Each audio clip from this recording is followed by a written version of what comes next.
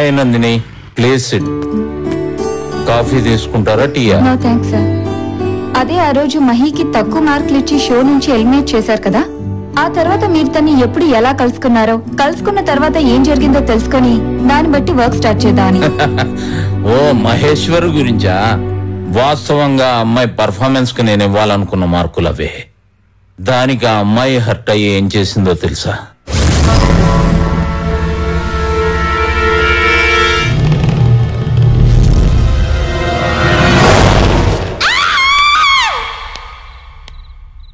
ఎవరు? మీరా? ఇదేంటండి అర్ధరాత్రి కాడ దొంగలా నా ఇంట్లో దూరారు? మర్చిపోయారా?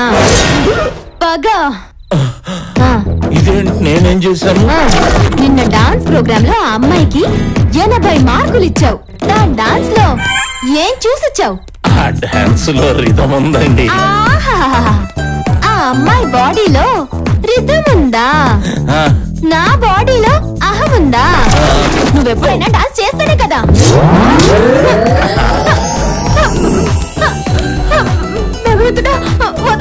వదిలించడం పూర్తి చేస్తావు. అయినా నన్ను అర్థం చేసుకోవట్లేదు గాని, నువ్వు వస్తానంటే నేను వద్దంట సినిమాతో ఆంధ్రప్రదేశ్ లో ఉన్న ఆడపిల్లలందరికీ నేను అన్నయ్యాను.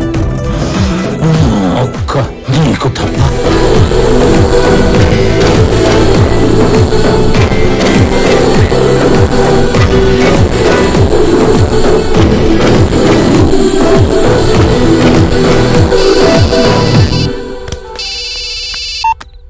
హలో, ఏంటి లోపల నువ్వు సేఫే కదా? సేఫే. మంచి టైంకి చేసావు. డాన్స్ గురించి తెలియకుండా నన్ను ఎలిమినేట్ చేసావు. నువ్వు డాన్స్ గురించి తెలుసుకుని మార్కులు ఇవ్వు. అప్పుడే నువ్వు రియల్ హీరోవి. ఏంటి సార్, యాక్షన్ హీరోయిన్లోనే యాక్షన్ సీనా?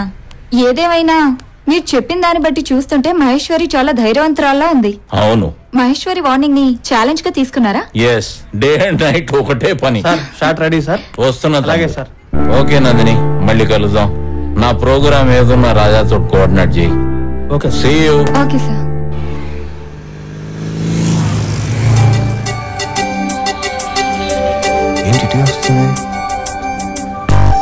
చూడండి, ఇన్నాళ్ళు మీరు ఫాలో అవుతున్నా నేను సైలెంట్ గా ఉన్నది వేరే ఉద్దేశంతో కాదు. మీరు అర్థం చేసుకుని వెళ్ళిపోతారు అని. నా చుట్టూ తిరిగి అనవసరంగా మీ టైం వేస్ట్ చేసుకోకండి. తెలియని వాళ్ళతో నేను చనువుగా ఉండలేను. ప్రేమైనా ఫ్రెండ్షిప్ అయినా ఇష్టంతో కలగాలి, టార్చర్ తో కాదు.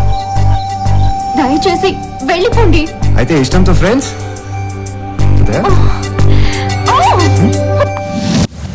నీకు 110 ఏళ్ళు రా. అదేంటి 10 ఏళ్ళు పెంచావు? నువ్వు నోర్మి, ఇది అంతే. ఎరా 2 రోజులు కనపట్లేదండి. కాంపిటీస్ అమ్మాయిని లైన్ లో పెట్టావా ఏంటి? లేదురా, కనీసం ఫ్రెండ్షిప్ పైన వర్కౌట్ అయిందా? ఎక్కడ్రా, ఫ్రెండ్షిప్ చేద్దామన్నా తను ఒప్పుకోవడం లేదు. పైగా నీతో నాకు ఫ్రెండ్షిప్ ఏంటి అని అడుగుతుంది. ఏంటో, ప్రేమ అంటే మనసుకు సంబంధించింది.